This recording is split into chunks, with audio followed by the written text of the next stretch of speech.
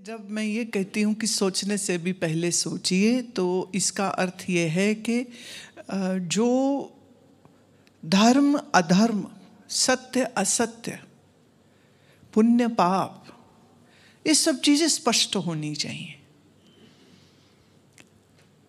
जैसे चूंकि आजकल कोई इसका विचार ही नहीं करता है, कोई नहीं सोचता धर्म क्या अधर्म क्या, इसीलिए मज़े से रिश्वतखोरी चलती है, मज़े से भ्रष्टाचार चलता है, मज़े से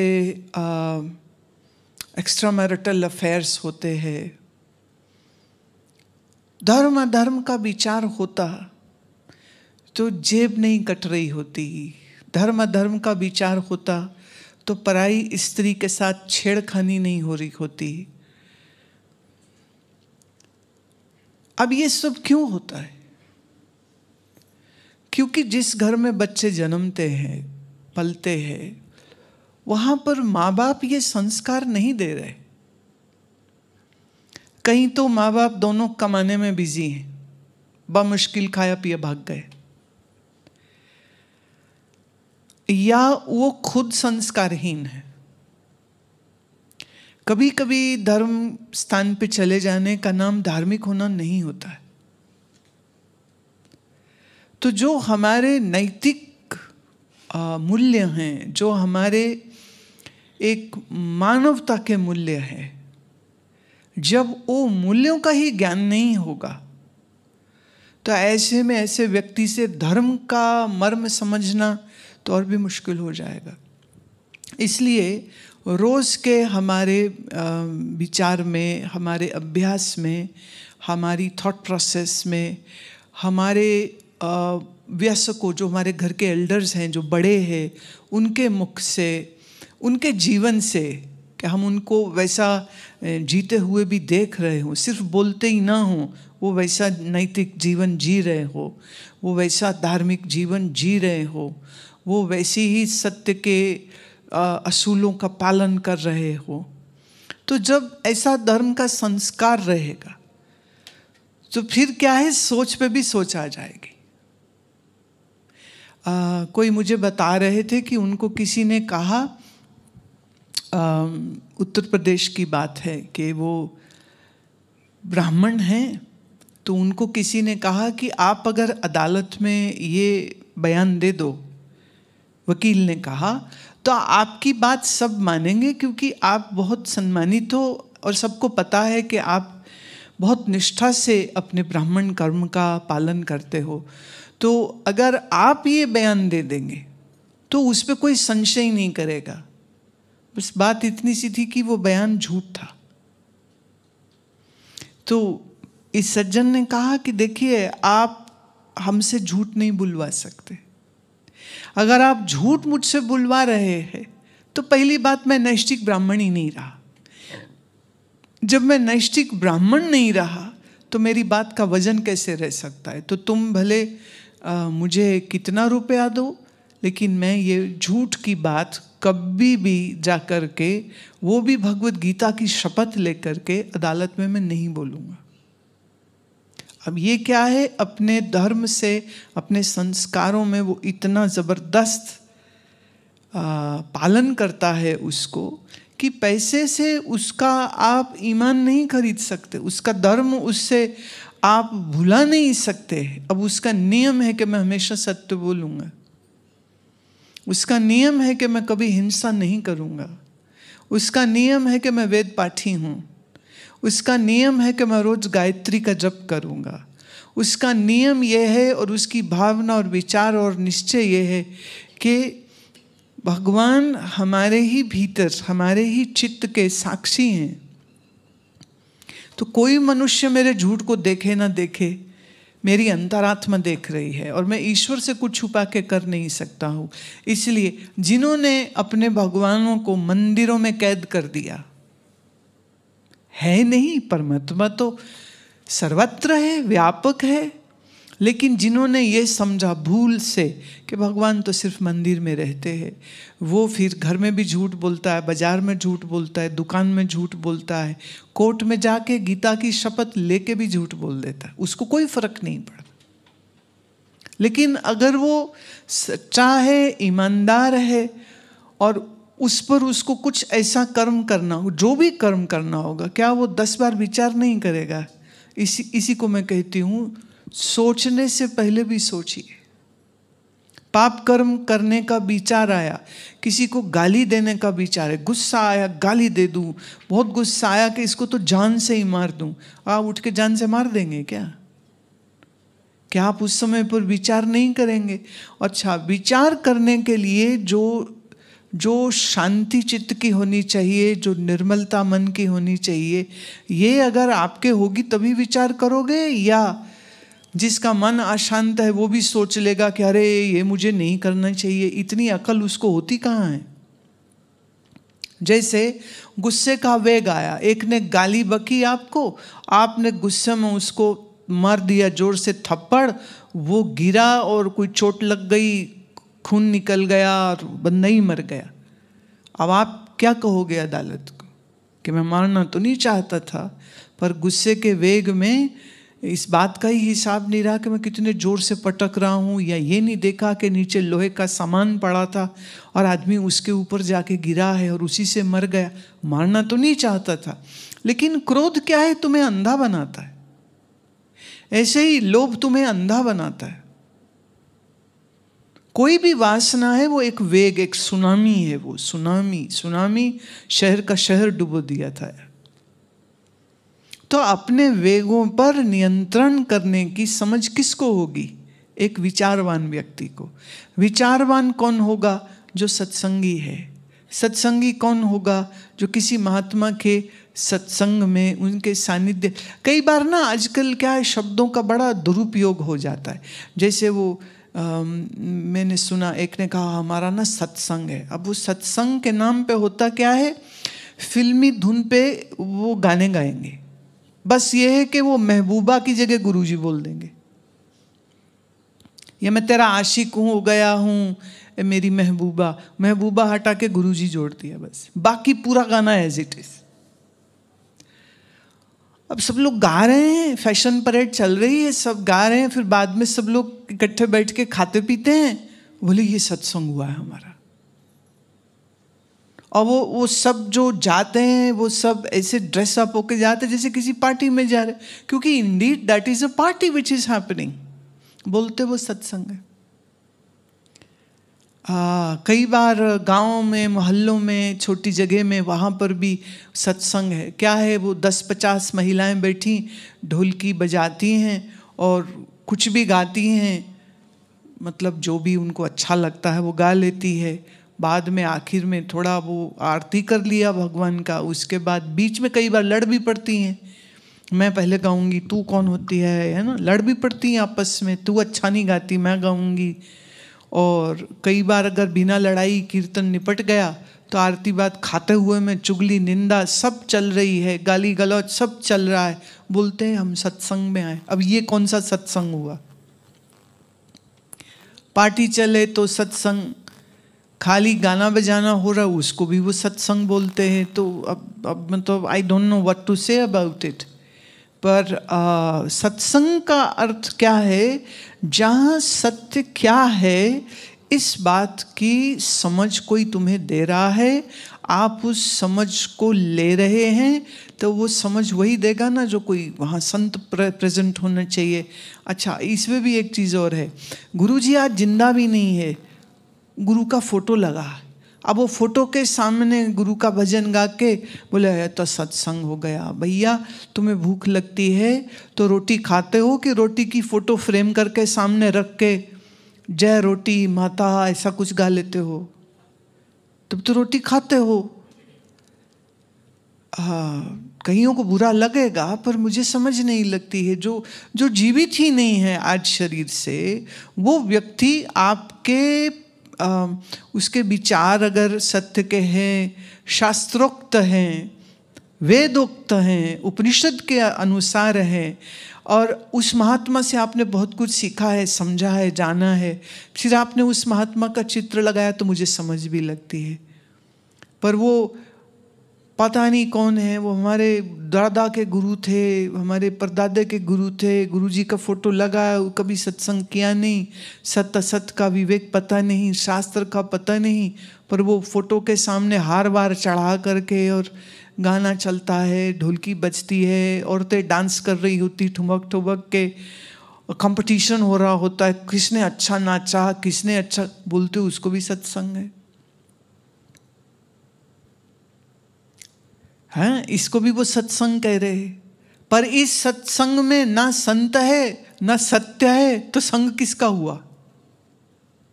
तो पार्टी हो गई, या कहो थोड़ा एंटरटेनमेंट हो गया। It's a good entertainment.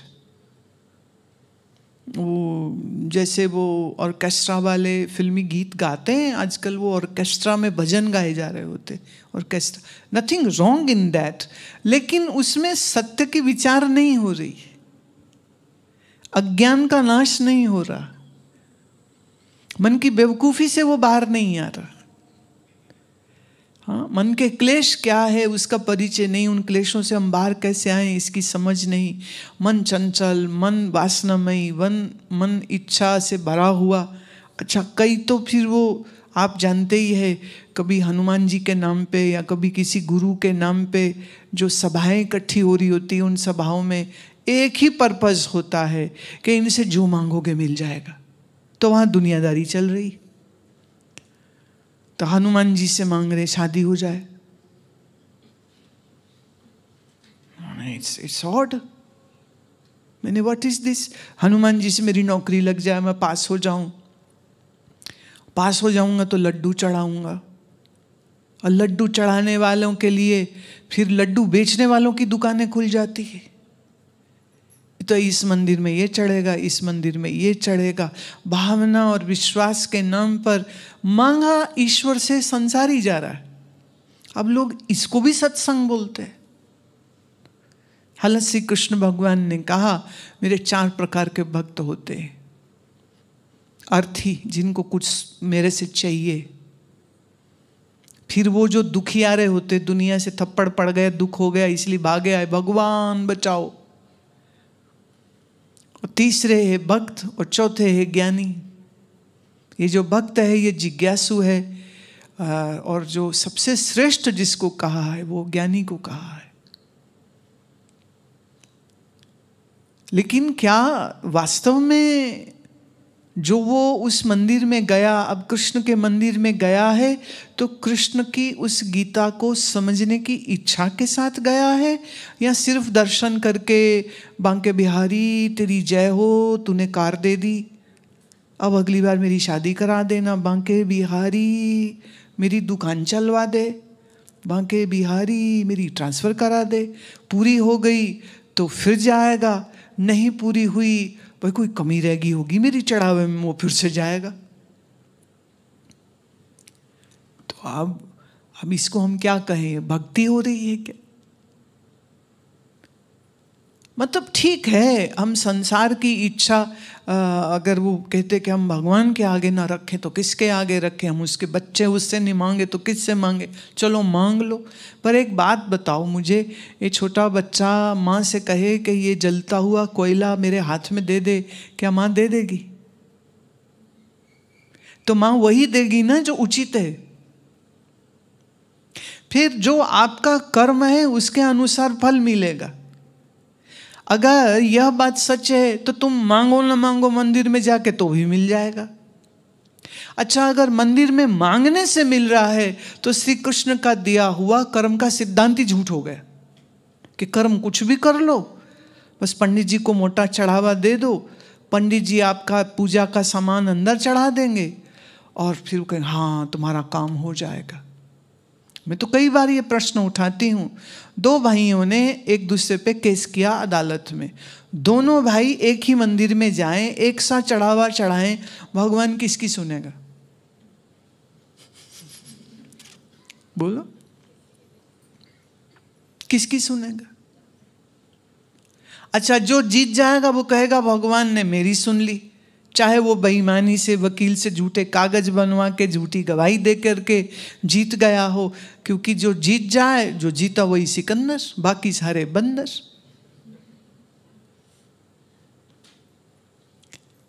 मतलब अगर कर्म का सिद्धांत है तो तुम श्रेष्ठ कर्म करो, आपके पास उसका फल आएगा। उसके लिए कहीं जाके री री करके गिड़गिड़ाने की आवश्यकता नहीं है।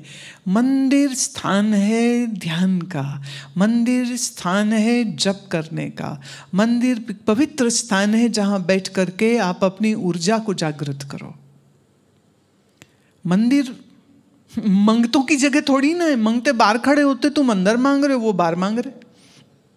वो बाहर वाला शायद रुपया मांग रहा है, तुम अंदर जाके करोड़ मांग रहे हो। तो बड़ा मंगता कौन हुआ? मंगता समझते हो? भिखारी। बड़ा भिखारी कौन हुआ? अंदर वाला बाहर वाला? जो चीथड़े और गंदे कपड़े पहन के बाहर बैठा है, उसको तुम दुत्कार के आए हो कि भीख मांगते शर्म नहीं आती?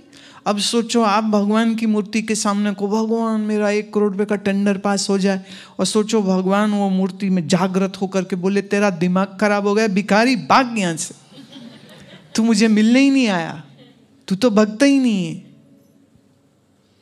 हाँ, अगर आप याद करें तो नामदेव जी के साथ यही तो घटना घटी थी। उनके दादा ने कहा कि ठाकुर जी को भोग लगाना, मैं जा रहा हूँ पार गांव, पीछे मेरे ठाकुर जी को भोग लगाना। अब वो बालक नामदेव सोचे कि ये जो ठाकुर जी हैं ये सामने प्रकट होंगे और फिर खाना खाएंगे, तो वो भोग रखे और बोले खाओ। अब वो तो खाए कोई नहीं। अब उसे क्या पता दादा पर्दा करता था और पर्दा खोल लेता था। वो भाव का खेल है कि हमारी भावना है कि भगवान ने भोग लगा लिया। अब नामदेव सोचे सच में लगाएंगे। 4 दिन बैठे रहे धरना मार के, वो तू नहीं खाएगा, मैं नहीं खाऊंगा, बाहर भी नहीं जाऊंगा, दरवाजा भी बंद कर लिया, गिड़गिड़ाया, रोया। अब ऐसा कहते हैं भक्तमाल में कि फिर वो ठाकुर जी प्रकट हुए, फिर ठाकुर जी ने खाया। मेरा एक प्रश्न है, अगर नामदेव का खाया तो फिर तो तुम्हारा भी खाएगा, तो जरा खिलाओ तो सही ना, इसके पहले कि तुम छाती ठोक के बोलो हम भक्त हैं। अगर उनका खाया तो तेरा क्यों नहीं खाएंगे? और यहां यह मानना पड़ेगा कि जो घटना घटी वो नामदेव के मन में घटी। जो मेरे को समझ लगती है, नामदेव कृष्ण का ध्यान करते करते भाव समाधि में गए। जैसे आप स्वप्न देखते हैं, ऐसे स्वप्न जैसी दशा इस ध्यान अवस्था में हो गई, जहाँ पर उनके लिए उनके भगवान खड़े भी हो गए, उनका भोग खा भी रहे हैं। तो नामदेव जी को कुछ भाव दशा में भक्ति की एक बड़ी उत्तम अवस्था होती, जिसे हम कहते हैं मानस दर्शन। हम जिसे याद करेंगे उसका दर्शन होगा। तो नामदेव जी उस एकाग्रता को छू गए और उनके चित्त में वो श्री भगवान उनको दिख रहे हैं, वो उनको खिला रहे हैं, वो खा रहे हैं, वो उनसे लड़ रहे हैं। तूने 4 दिन मुझे भूखा रखा, अब खुद ही खा जाएगा। फिर भगवान उसको खिला रहे हैं, नामदेव जी उनको खिला रहे हैं। इसी भाव दशा में रहे होंगे, क्योंकि अगर वास्तव में कुछ ऐसा हुआ होता तो उनके घर के बाकी सदस्य भी देख लेते ना, कि जो भी नामदेव जी को अनुभूति हुई वो बाहरी नहीं है, वो उनकी भाव दशा में हुई।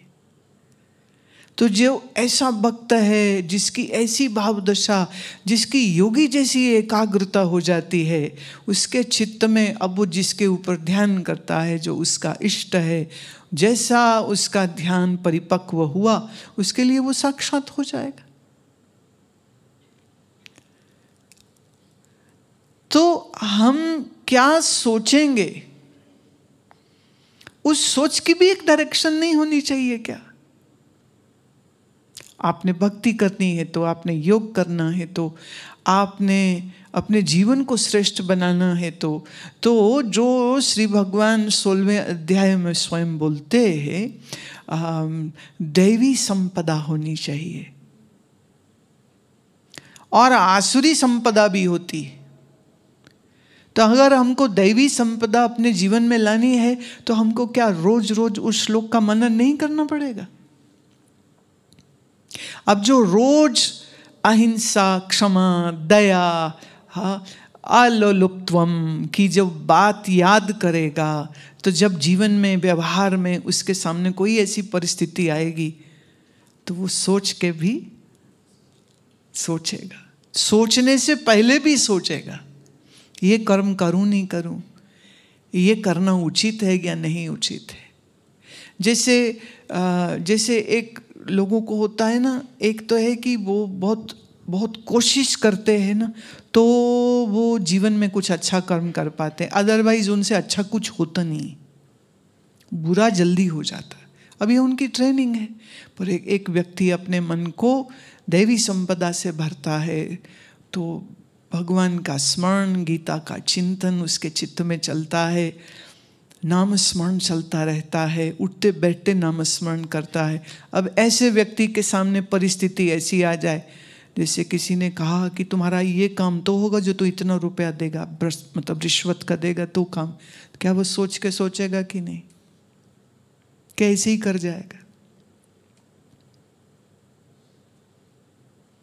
तो कुछ भी करने से पहले हम सोचें, पर सोच वही पाएगा जो अपने चित्त को शांत रखता है, प्रशांत चित्तात्मा।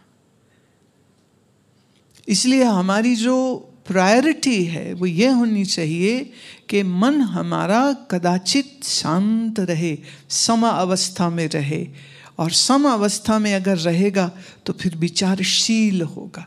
ऐसा नहीं कि एक ही चीज़ को बार बार बोलने की जरूरत होती, एक चीज़ क्लैरिटी से समझ आ गई, डन। जैसे शेर के सामने तुम घास रख दो, वो कभी नहीं खाएगा, और गाय के सामने तुम मीट रख दो, वो कभी नहीं खाएगी। क्यों? उनका जो कंडीशनिंग, जो उनका सिस्टम है, वो अपनी नेचुरल उस सिस्टम के साथ चल रहा है। ये आदमी थोड़ा है, आदमी तो कंफ्यूज जाती है, वो पूछते रहते खाए नहीं खाए, खाएंगे तो क्या हो जाएगा, खा लेंगे तो क्या नुकसान हो जाएगा, वो पूछता है, गाय थोड़ी पूछ रही। वो कहते जी हम पशु थोड़े हैं, हम तो मनुष्य हैं, we can make a choice, we make a choice to do this, but what is the logic behind making any choice. तो उसका एक बहुत फंडामेंटल क्लैरिटी उसकी होनी चाहिए। इसीलिए मैं शास्त्र अध्ययन के लिए जोर देती हूँ। जो शास्त्र मैंने अभी तक नहीं पढ़ाया, देखो मैं उनका तो नाम भी नहीं लेती हूँ कि तुम यह ग्रंथ पढ़ो, मैं नहीं कहूँगी, क्योंकि जब तक आपने श्रवण नहीं किया, समझा नहीं है, तब तक निश्चय नहीं बनेगा। अब भगवद गीता समझाया है, गुरु गीता समझाया है, जो उपनिषदें अभी तक कराई हैं, तो मैं कहूँगी कि रोज का एक आपका डेडिकेटेड टाइम होना चाहिए when you sit down, one two do your आसन प्राणायाम, एंड द सेकेंड इज कि आप अपना शास्त्र का अध्ययन करो, क्योंकि हर बार एक नई चीज़ मिल जाएगी, हर बार एक नई रोशनी आ जाती। And that's the beauty of going in refuse of शास्त्र। हमारे यहाँ तो हमारे पूज्य स्वामी जी महाराज जी ये बात कहते ये बात किसने कही हम उस पर जोर नहीं देते, हम कहते हैं ये बात किस शास्त्र से आई उस पर जोर दीजिए, क्योंकि आदमी गलत हो सकता है, शास्त्र गलत नहीं होता। हालांकि हमारे सर्वशास्त्र उन जागृत महापुरुषों के द्वारा आए, लेकिन वो जो उन्होंने हमको एक समझो जीटी रोड बना के दे दिया है ना, अब बोले अब इसके ऊपर चलते रहो, ये राजपथ तुमको मिल गया, अब तुम गलत नहीं हो सकते हो, अब आप कहीं गलत नहीं हो सकते हो। इसलिए शास्त्र क्या कहता है ये श्रवण करना, समझना बहुत जरूरी है। जब आप उसको समझ लेते हो, उसके बाद धीरे धीरे आपकी समझ इतनी अच्छी हो जाती, फिर कुछ भी करने से पहले आदमी सोचता है करूं नहीं करूं, ये करने का ये पाप है कि पुण्य है, ये शुभ है कि अशुभ है, ये धर्म है कि अधर्म है। तो आपको जब चुनाव करना पड़ जाए तब आप हर बार धर्म का चुनाव करें, धर्म के उस दायरे में रहते हुए। जैसे एक मैं एग्जाम्पल देती हूँ, हमारे ऋषियों ने विवाह को भी धर्म के क्षेत्र में लिया। विवाह की संस्था भी ऋषियों ने बनाई है। जब ये संस्था नहीं थी तो स्त्री पुरुष के संबंध में कोई रूल नहीं है। कोई भी स्त्री किसी पुरुष के साथ, कोई पुरुष किसी स्त्री के साथ, इससे तो फैमिली नहीं बन सकती ना, समाज का सृजन नहीं हो सकता। इसलिए उन्होंने कहा आप विवाह करो। धर्म पत्नी सिर्फ पत्नी नहीं है, हमारे यहाँ सिर्फ पति पत्नी नहीं है, धर्म पत्नी, धर्मपति। धर्म मतलब कि आप शास्त्र की आज्ञा अनुसार, शास्त्र का आशीर्वाद लेते हुए, एक विद्वान की उपस्थिति में, एक परिवार के सम्मुख आप संकल्प लेते हो कि हम अब से एक दूसरे के साथ जीवन को जिएंगे। धर्म का पालन करने के लिए कि वो भी अधर्म के लिए। इसीलिए धर्म के अनुसार किए गए विवाह को भी एक यज्ञ कहा गया। ये यज्ञ है। अब एक बार विवाह हो गया तो पत्नी के लिए, वो जो पत्नी होने से पहले लड़की थी, उसको सैकड़ों पुरुष दिखते थे, ये अच्छा है, ये अच्छा है, ये अच्छा है, ये अच्छा है, ये अच्छा है। लेकिन विवाह हुआ तो अब यही अच्छा है। ऐसे ही पुरुष के लिए हजारों लड़कियां, ये अच्छी है, ये अच्छी है, ये अच्छी है, ये अच्छी है। तो मन कितनी जगह गया, कैसे भटक गया मन। और फिर चुनाव किया, हाँ, आशीर्वाद सबके साथ लेकर के धर्म अनुसार उसने विवाह किया। अब उसके लिए ये स्त्री अब मेरी धर्म पत्नी। और संतों का, अब देखो रामचंद्र जी का विवाह हुआ, ऋषियों ने आशीर्वाद दिया या नहीं? ऋषि स्वयं बैठते हैं, विवाह कराते। तो भारत में विवाह को सिर्फ भोग के लिए नहीं देखा गया, ये भी धर्म पालन के लिए, धर्म का संस्कार, धर्म का प्रैक्टिस। और एक गृहस्थी बसा करके स्त्री और पुरुष उस घर के माता पिता भाई बहन सबको संभालते हुए, सबके साथ रहते हुए, सबके प्यार और सबके दुलार के साथ वो अपना जीवन बनाते हैं, कल संतान उत्पन्न करते हैं। फिर उस संतान को भी वही संस्कार धर्म का देते जो उनको उनके माँ बाप ने दिया। तो इससे एक उन्नत, एक सुंदर समाज की व्यवस्था बनती है। पर जब धर्म अनुसार विवाह ही न हुआ होगा तो फिर वो धर्म अनुसार कभी वानप्रस्थ भी तो नहीं होगा ना, और वो धर्म अनुसार फिर कभी सन्यासी भी नहीं हो सकेगा, क्योंकि जीवन में धर्म तो है ही नहीं।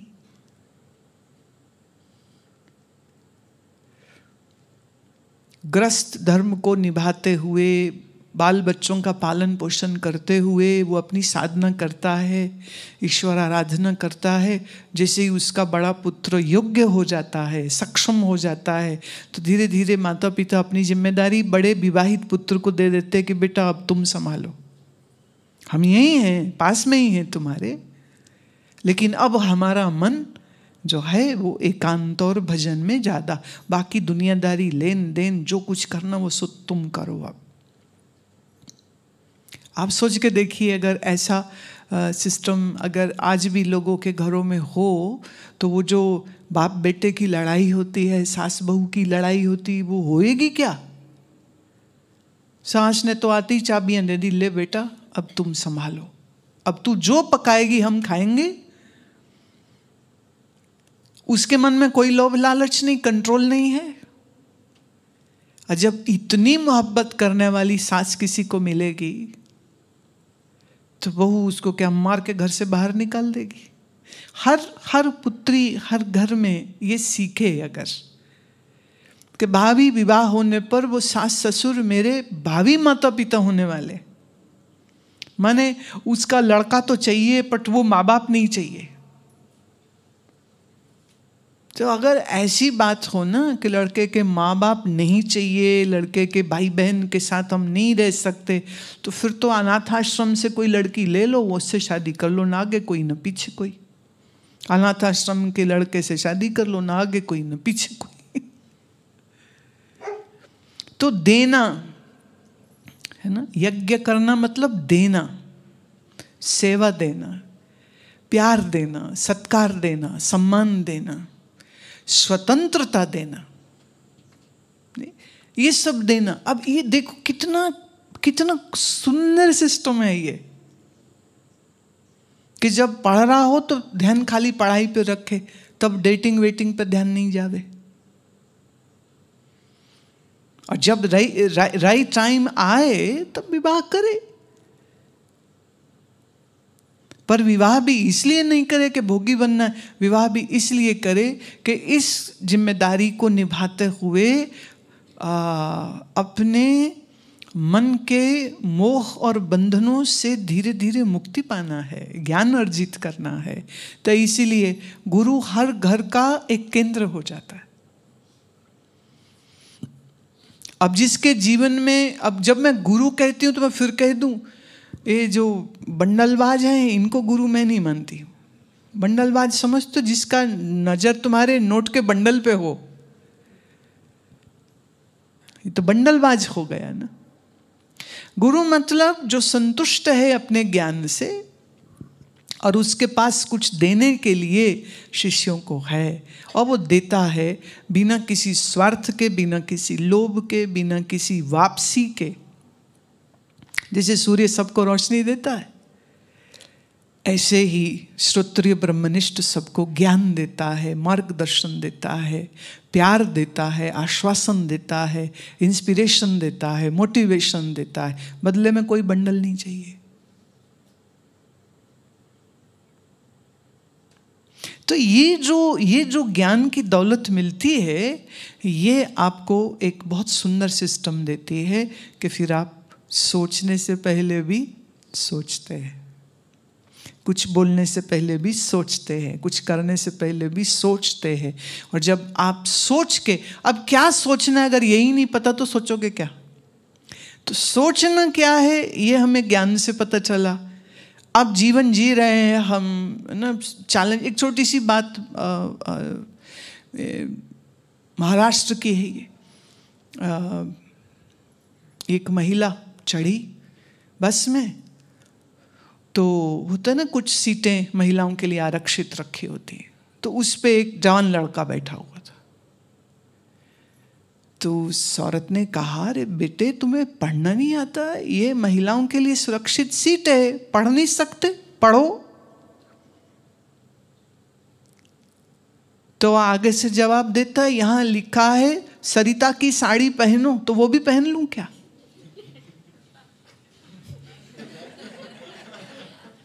भाई लिखे के ऊपर अगर चलना है तो यहां तो ये भी लिखा है सरिता की साड़ी पहनो। What is this? अब आप सोचिए इस लड़के के क्या संस्कार हुए। अब स्त्री के लिए क्यों रखी सुरक्षित? कहीं उन्होंने कहा स्त्री पुरुष तो बराबर है, फिर स्त्री के लिए सुरक्षित सीट क्यों? स्त्री गर्भवती हो सकती है,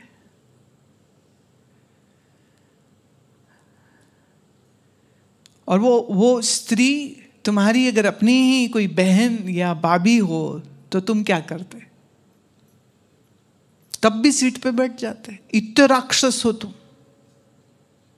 अगर राक्षस हो तो फिर राक्षसों का तो नाश किया जाना चाहिए। संस्कार की बात हो गई ना। एक एयरपोर्ट में आप खड़े हैं, वेटिंग कर रहे हैं, सामने एक दो सीटें हैं, आप लपक के बैठ गए सीट पे, वहां बुजुर्ग खड़े थे, आपको दिखे नहीं वो। वहां कोई स्त्री है जो अपनी गोद में बच्चा लेके खड़ी, आपको वो नजर नहीं आया। क्या आपको मैं धार्मिक कहूंगी? मैं नहीं कहूंगी।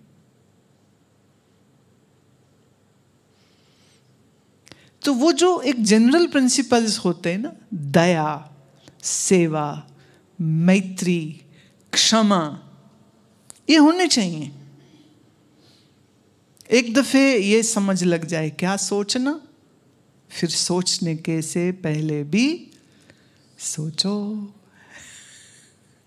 Got it, Gopi?